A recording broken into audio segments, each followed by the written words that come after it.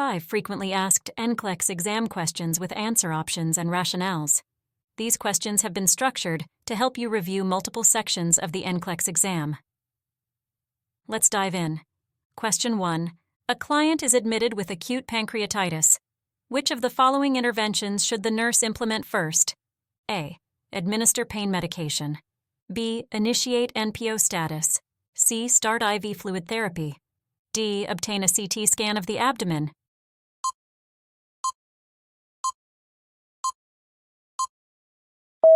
Correct answer. B. Initiate NPO status. Rationale. In acute pancreatitis, resting the pancreas is crucial to prevent further inflammation and enzyme release. Initiating NPO, nothing by mouth status, is the first priority to reduce pancreatic stimulation. While pain management and IV fluid therapy are important, they come after ensuring the patient doesn't consume anything orally. Question 2. A client with diabetes mellitus type 1 is admitted with diabetic ketoacidosis, DKA. Which of the following lab values would the nurse expect to see? A. Elevated blood glucose, decreased serum potassium. B. Decreased blood glucose, elevated serum potassium. C. Elevated blood glucose, elevated serum potassium. D. Decreased blood glucose, decreased serum potassium.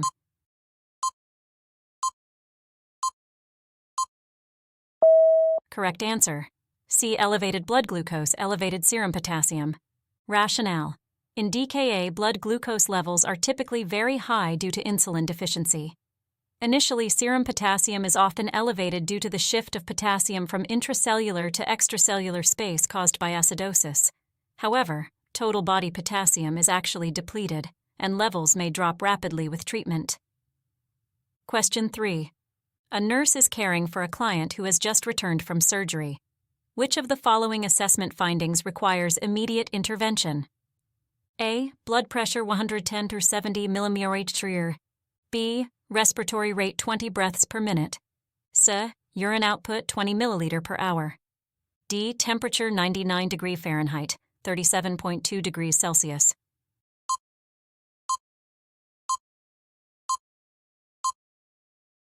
Correct answer. C. Urine output 20 milliliter per hour. Rationale. Normal urine output should be at least 0.5 milliliter per kilogram per hour, or about 30-50 milliliter per hour for an average adult. A urine output of 20 milliliter per hour indicates oliguria and could be a sign of inadequate renal perfusion or other complications. This requires immediate attention and intervention. The other vital signs are within normal limits.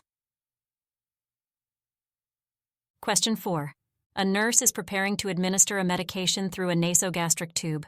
What is the most important step in this procedure? A. Crush the medication before administration.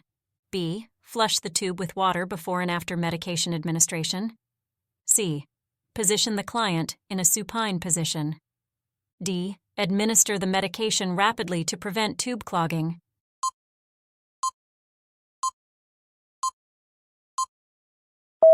Correct answer, B. Flush the tube with water before and after medication administration.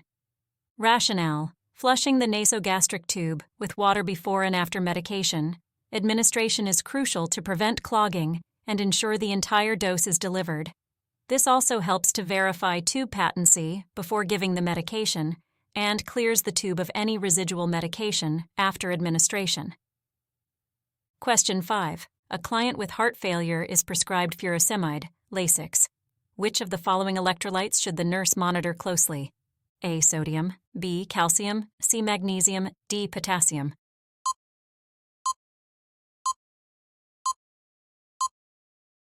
Correct answer, D. Potassium. Rationale. Furosemide is a loop diuretic that can cause significant potassium loss through increased urinary excretion. This can lead to hypokalemia, which can be particularly dangerous in patients with heart failure.